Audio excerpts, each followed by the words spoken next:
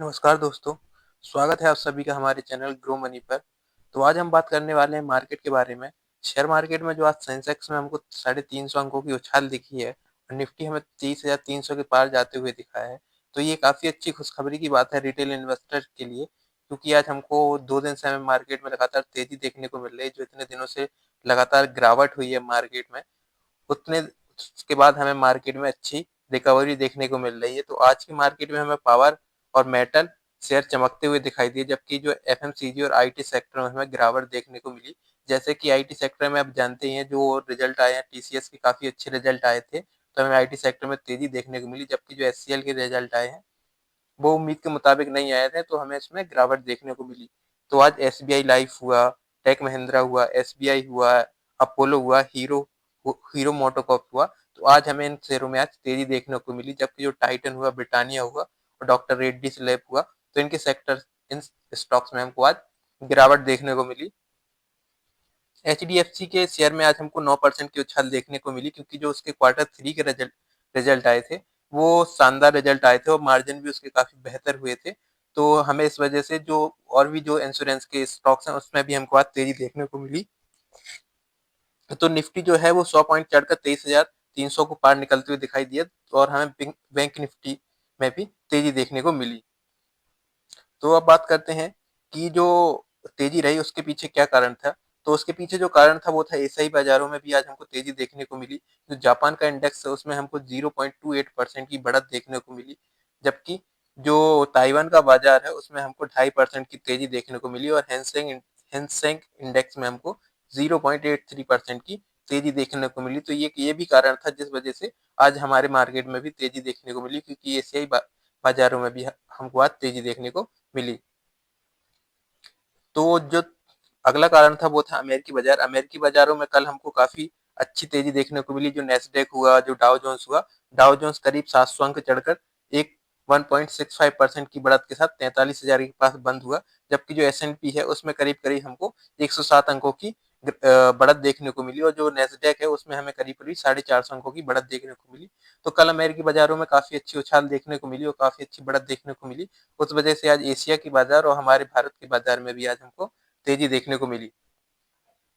और जो F I आई और डी आई आई फ्लो है उसकी बात करें, तो जो एफ आई आई है उसने जो 15 जनवरी को 4500 करोड़ रुपए की इक्विटी बेची थी। जबकि जो हमारे घरेलू संस्थागत निवेशक हैं जैसे डी आई हुए, उन्होंने करीब 3600 करोड़ की खरीदारी की। तो आज हमको 15 जनवरी को इतनी ज्यादा गिरावट मार्केट में देखने को नहीं मिली, क्योंकि जितना एफ आई आई ने बेचा उतना डी आई आई ने खरीद लिया।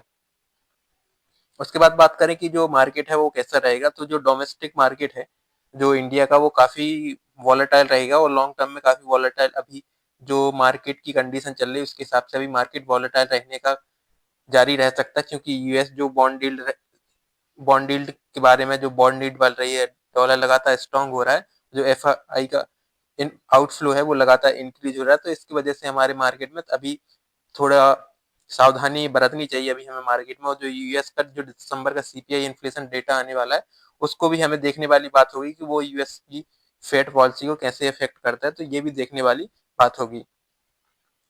अब बात करें निफ्टी फिफ्टी की, तो निफ्टी फिफ्टी आज हमें काफी गैप अप ओपनिंग होते हुए दिखाई दी। तो हमको 100 से 120 पॉइंट में इसकी ओपनिंग होते हुए दिखाई दी, लेकिन उसके बाद हमको गिरावट देखने को मिली और उसके बाद हमें इंडेक्स नीचे आते हुए दिखाई दिया, जो हमें 23,300 का लेवल तोड़ते हुए दिखाई दिया। बट जो निफ्टी है वो 23,300 के ऊपर ट्रेड कर रहा है। और ऐसी बैंक निफ्टी की बात करें तो बैंक निफ्टी हमें 49,000 के लेवल के ऊपर ट्रेड करते हुए दिखाई दिया। और बैंक के जो सेक्टर हैं, बैंक पीएसयू हैं, उनमें आज हमको तेजी देखने को मिली, और पीएसयू बैंक्स में आज हमको तेजी देखने को मिली। इस कारण से हमको बैंक निफ्टी में भी तेजी देखने को मिली। तो आप देख सकते हैं हमको बैंक निफ्टी में करीब करीब 1% की तेजी देखने को मिली। अब आईटी की बात करें तो आईटी में आज हमको गिरावट देखने को मिली, क्योंकि जो रिजल्ट आ रहे हैं वो उम्मीद के मुताबिक नहीं आए हैं एचसीएल के। तो हो सकता है कि आगे जो कंपनी आईटी सेक्टर की हैं उसके भी रिजल्ट इतने अच्छे ना आए। तो इस वजह से मार्केट सावधानी बरत के चल रहा है और अपनी पोजीशन को जो इन्वेस्टर है वो हल्की कर रहे हैं। अगर और भी ज्यादा रिजल्ट खराब आते हैं तो आईटी इंडेक्स में हमें और भी ज्यादा गिरावट देखने को मिल सकती है। उसके बाद बात करें तो आप मार्केट के इंडाइसेस देख सकते हैं। जो निफ्टी नेक्स्ट 50 है उसमें करीब हमें 1.5% की तेजी देखने को मिली, और जो मिड कैप इंडेक्स है उसमें हमें करीब 1% की तेजी देखने को मिली और स्मॉल कैप इंडेक्स में हमें करीब 1.5% की तेजी देखने को मिली। तो स्मॉल कैप और मिड कैप इंडेक्स में हमें काफी अच्छी तेजी देखने को मिली। तो ये एक अच्छा संकेत है कि जो मिड कैप और स्मॉल कैप के जो शेयर क्रैश हुए थे हमको उनमें फिर से रिकवरी देखने को मिल रही है। उसके बाद बात करें जो अडानी और हिंडनबर्ग की न्यूज आई है, तो जो शॉर्ट सेलर हिंडनबर्ग रिसर्च है, उसके उसका ऑफिस हमें बंद होते हुए दिखाई दिया और जिसके ऑफिस हैं उसमें हमको शट डाउन होते दिखाई दिया है, जिसने अडानी ग्रुप पर टारगेट किया था, जिसकी वजह से जो अडानी की शेयर है उसमें हमको आज काफी ज्यादा तेजी देखने को मिली। और जो अडानी ग्रुप है उसने कहा है कि जो इंडिया पर अटैक किया गया है कैलकुलेटेड रिस्क, वो इंडिया की छवि को बिगाड़ने के लिए इंडिया पर अटैक किए गए हैं। तो आप जैसे कि देख सकते हैं जो हिंडनबर्ग की जो ऑफिसेस बंद हुए हैं उसकी वजह से जो अडानी के स्टॉक्स हैं उनमें हमें करीब करीब 7% की तेजी देखने को मिली। अब बात करते हैं स्टॉक स्पेसिफिक की, तो कल्याण ज्वेलर्स का शेयर जो 29% टूट चुका है। जो इसके रिजल्ट आने वाले हैं वो काफी अच्छे आने वाले हैं, बट जो इन्वेस्टर हैं, जो रिटेल इन्वेस्टर हैं, जो पैनिक सेलिंग कर रहे हैं और जो इन्वेस्टर हैं जिनने काफी लो लेवल पे स्टॉक प्राइस को लिया था, वो ऊपर से प्रॉफिट बुकिंग कर रहे हैं। तो जिनके पास अगर लो लेवल पे है तो वो प्रॉफिट बुक कर सकते हैं और अगर उनको जिनको ज्यादा नुकसान हो रहा है तो वो होल्ड कर सकते हैं। कंपनी काफी अच्छी है और लॉन्ग टर्म में काफी अच्छा प्रदर्शन करेगी कंपनी। उसके बाद करें अगले स्टॉक की, अगला जो स्टॉक है वो है सीडीसीएसएल। सीडीएसएल का शेयर भी हमें करीब एक महीने में 18% नीचे आते हुए दिखाई दिया है। ये इस कारण से हुआ है क्योंकि एनएसडीएल भी इसके कंपटीशन में है और मार्केट में बहुत ज्यादा अच्छा प्रदर्शन किया था, जिसके बाद जो इन्वेस्टर है इसमें प्रॉफिट की बुकिंग कर रहे हैं। इस वजह से हमें जो स्टॉक है नीचे आते हुए दिखाई दिया। अगर आपका लॉन्ग टर्म का नजरिया है तो सीडीसीएसएल को आप लॉन्ग टर्म के लिए होल्ड कर सकते हैं। जैसे कि आप देख सकते हैं कल्याण ज्वेलर्स के शेयर में आज भी हमको 6% की गिरावट देखने को मिली और जिसका जो बीएससी पे जो प्राइस है वो हमें 6.5% यानी 518 तक के लेवल तक जाते हुए दिखाई दिया। तो इसका जो सपोर्ट हमें नजर आ रहा है वो 400 का लेवल इसका सपोर्ट नजर आ रहा है। तो स्टॉक अगर 400 तक गिरता है तो ये एक अच्छी अपॉर्चुनिटी होगी बाइंग करने की। जो दिसंबर तिमाही का क्वार्टर आने वाला है उसमें जो कंपनी का कंसोलिडेटेड रेवेन्यू उसमें हमें 39% की ग्रोथ दिखाई दे रही है और कंपनी अपने बिजनेस में जो 40% की बढ़ोतरी करेगी। उसके बाद बात करें अगले शेयर की, तो अगला जो शेयर है वो है ट्रेंड का शेयर पिछले एक महीने में 12% नीचे आते हुए दिखाई दिया। इसमें बहुत ज्यादा प्रॉफिट बुकिंग हो रही है, जो 8200 के लेवल से हमको 6200 के लेवल पर आते हुए दिखाई दिया। तो इसमें भी काफी हैवी सेलिंग हो रही है क्योंकि ये स्टॉक का पी रेशियो भी काफी ज्यादा पहुंच गया और इसमें जो इन्वेस्टर है प्रॉफिट बुकिंग कर रहे हैं जिन्होंने लोअर लेवल पे लिया था और इसके रिजल्ट का भी इंतजार कर रहे हैं। तो जो H D F C securities है उसने जो टारगेट दिया है वो 4100 टारगेट दिया है ट्रेंड को सेल करने का। तो जिसके पास भी ये शेयर है वो शेयर को होल्ड कर सकता है लॉन्ग टर्म का नजरिया। बट अगर शॉर्ट टर्म की बात करें तो शॉर्ट टर्म स्टॉक में हमें प्रेशर दिखाई दे सकता है। जैसे कि आप देख सकते हैं जो ट्रेंड है वो मल्टी बैगर रिटर्न दिया है, टाटा ग्रुप का स्टॉक है और उसमें जो H D F C security है उसने 4100 रुपए का टारगेट दिया है। उसके बाद बात करें अगले स्टॉक की, अगला जो स्टॉक है वो H D F C life insurance. H D F C life insurance के शेयर में आज हमको 8% की तेजी देखने को मिली और शुरुआत से ही मार्केट में जो H D F C life insurance है वो गैप अप ओपनिंग हुआ और इसमें हमें 10% की करीब तेजी देखने को मिली। बट मार्केट बंद होते होते इसमें हमें करीब 8% की तेजी दिखाई दी। तो जैसे कि आप देख सकते हैं जो H D F C life है उसके नतीजे आए और उसके जो नतीजे आए वो काफी शानदार आए। तो इस वजह से हमें जो H D F C life हुआ, एस बी आई लाइफ हुआ, आईसीआईसीआई प्रूडेंशियल हुआ, मैक्स फाइनेंशियल हुआ, तो इनके शेयर में भी हमें 4 से 6% की तेजी देखने को मिली। और जो एच डी एफ सी के जो रिजल्ट आए हैं उसके मार्जिन काफी बेहतर हुए हैं। इस वजह से जो एच डी एफ सी है उसके शेयर में हमें आज तेजी देखने को मिली। जो जेफरीज है उसने H D F C life की जो टारगेट प्राइस दी है वो 750 रुपए टारगेट प्राइस रखा है। तो जो जेफरीज है वो H D F C life life insurance पर बुलिश है और उसने खरीदारी की सलाह दी है। उसके बाद बात करें कि जो H D F C life insurance के जो रिजल्ट आए हैं उसमें आप देख सकते हैं जो उसका जो प्रॉफिट है उसमें हमें काफी ज्यादा उछाल देखने को मिला। 15% की उछाल देखने को मिली ईयर ऑन ईयर, जिससे उसका जो प्रॉफिट है 421 करोड़ हो गया है। और जो प्रॉफिट राइज हुआ है उसकी वजह से आज हमको शेयर में उसका इफेक्ट देखने को मिला। शेयर हमको 9 से 10% की तेजी के साथ आज दिखा।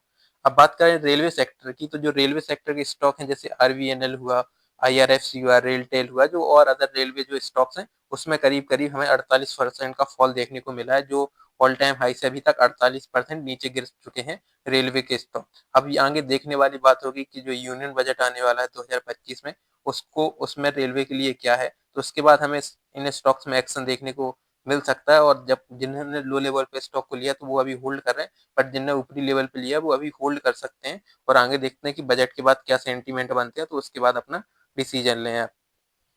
जैसे आप देख सकते हैं, हमें बजट की एक्सपेक्टेशन की बजट में जो रेलवे उसका कैपेक्स बढ़ सकता है, तो उसकी उम्मीद में हमको आज जो एयरकॉन है उसके शेयर में करीब 14% की तेजी देखने को मिली। और जो आरवीएनएल है उसके शेयर में भी हमें 11% की तेजी देखने को मिली। और तो जैसे कि आप देख सकते हैं, जो आरवीएनएल हुआ और बीएसएनएल की जो डील हुई, जो बीएसएनएल और आरवीएनएल की डील हुई 9,600 करोड़ रुपए की डील हुई, जिसकी वजह से हमें जो आरवीएनएल का शेयर है वो 12% ऊपर जाते हुए दिखाई दिया। तो ये एक अच्छी खबर है, क्योंकि कंपनी की जो ऑर्डर बुक है उसमें इंक्रीज हो रहा है। इस वजह से आज हमको शेयर ऊपर जाते हुए दिखाई दिया 12% के साथ। उसकी बात करें अगले शेयर की, तो जो जुपिटर वैगन है, वैगन बनाता है रेलवे के लिए, जो डिब्बे होते हैं वो बनाता है, तो उसमें भी हमें करीब करीब 17% की तेजी देखने को मिली। तो ये बजट की होप को लेकर हमको रेलवे के स्टॉक्स में तेजी नजर आ रही है।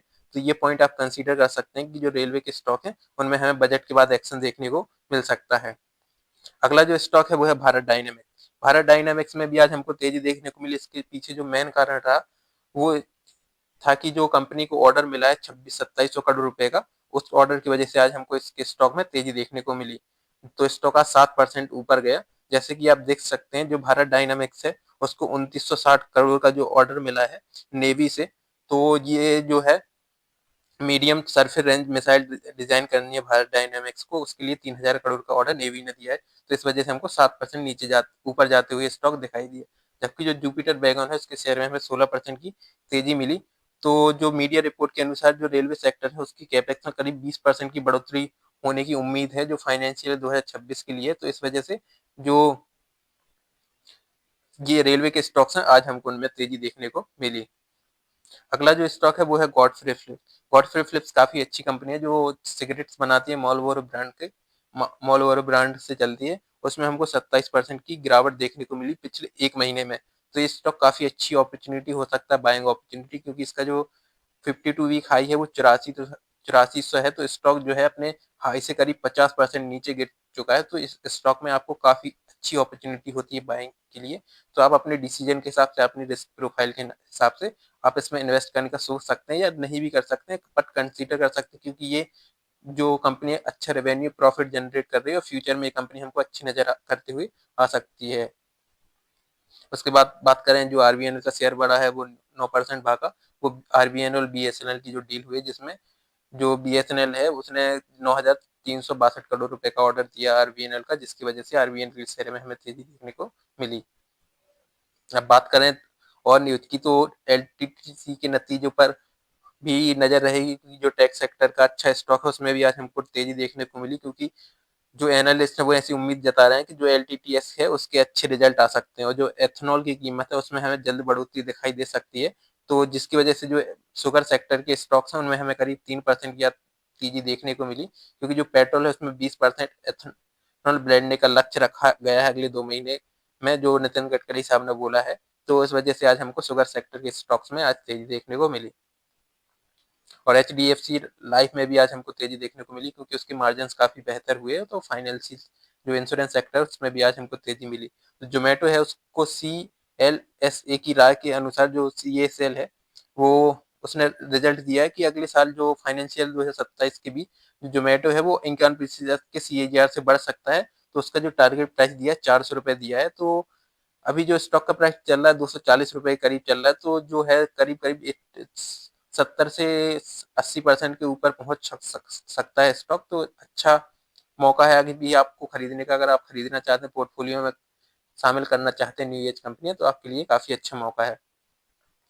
अब बात करें क्रूड ऑयल की, तो क्रूड ऑयल में भी हमको तेजी देखने को मिली। जो अमेरिका अमेरिका ने रूस पर पाबंदी लगाई है क्रूड ऑयल को लेकर, उसकी आशंका के बीच हमें तेल की कीमतों में काफी तेजी दिखाई देखने को मिली। और जो कच्चा तेल है पिछले 5 महीनों की ऊंचाई पर पहुंच गया। ब्रेंट 2.5% बढ़कर $82 के करीब पहुंच गया है। तो जो ब्रेंट इंडेक्स है उसमें हमें करीब $80 के पार निकलते हुए दिखाई दिया। और जो इसराइल और हमास का जो सीज फायर पर सहमति बनी है उससे कोई फायदे की उम्मीद नहीं है, क्योंकि जो रूस अमेरिका ने रूस पर पाबंदी लगाई उससे हमें जो क्रूड ऑयल है उसके प्राइस में तेजी देखने को मिली। तो ये फैक्टर भी स्टॉक मार्केट अफेक्ट कर सकता है। अगर क्रूड ऑयल के प्राइस और ज्यादा बढ़ते हैं तो मार्केट में और ज्यादा इफेक्ट देखने को मिल सकता है। तो आज की जो शेयर बाजार की न्यूज़ थी ये थी। और अगर आपको वीडियो अच्छा लगा हो तो चैनल को सब्सक्राइब ज़रूर कर लें और अपने दोस्तों में भी शेयर कर दें, ताकि आपको स्टॉक मार्केट से जुड़ी हर एक न्यूज़ के बारे में पता चलता रहे और स्टॉक मार्केट की हर एक अपडेट से आप जुड़े रहें और भी अच्छी-अच्छी चीज़ें आपको स्टॉक मार्केट से रिलेटेड, जैसे इन्वेस्टिंग हुआ, ट्रेडिंग हुआ, से संबंधित जानकारी आपको मिलती रहे। तब अब मिलते हैं अगले वीडियो में, तब तक के लिए धन्यवाद।